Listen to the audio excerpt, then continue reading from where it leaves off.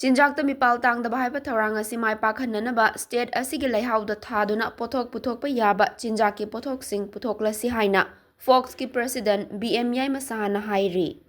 Wafam asi hana GAC haina khangnaramba United Rural Development Organization URDO Sekmaizin to Khodak Ichilna Central Agriculture University Kau Iroisembaga Khutsamnaduna Changyeng oina Organization asina konba mafam singda lau pari manga gehu thaba haudokpaga loinana ningthina hauduna pothok puthokpa yabagi mawongda lairakpa du yengba lakpada nungaiba fongdokladuna haikibani.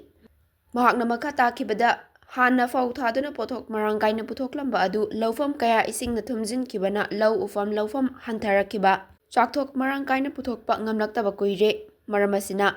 Leihauriba mafam singda thabaya chinjak makhal hekta thaduna pothok puthokpa mathau tari.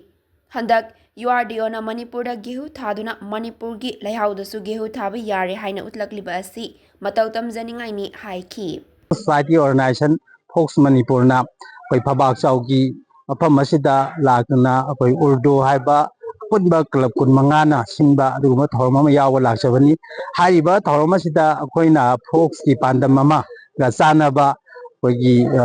pothok chathok lamdam sida puthoaga Mipal Tangdaba adumba marang kaina pothok chathok puthopagi adumba FOCS ki pandam duga sanaba koi lamdam sida koigi gehu thabagi anova farmer singi oiba adi URDO gi thomi sing amadi koigi uzal local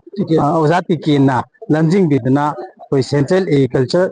University degi koi asigumba gehu gi variety makhala se koi sita se lauraga ngasidi Thabak chaugi mfam masida koi Thabak cha haibadi Imphal West ki aduma Thabak chaugi mfam masida trial tawda mai pakpa adumba gehu gi pothok puthoknabagi aduma mai pakpagi adumba lau singubagi oiba kenoda yamna mai pakna changchile ngasidi phajana pungphana use haure mase akoi lamdam sida leiba farmer singna gehu thabase gehu gi product ase marang kaina puthokpa yarani haibase ai ngasigi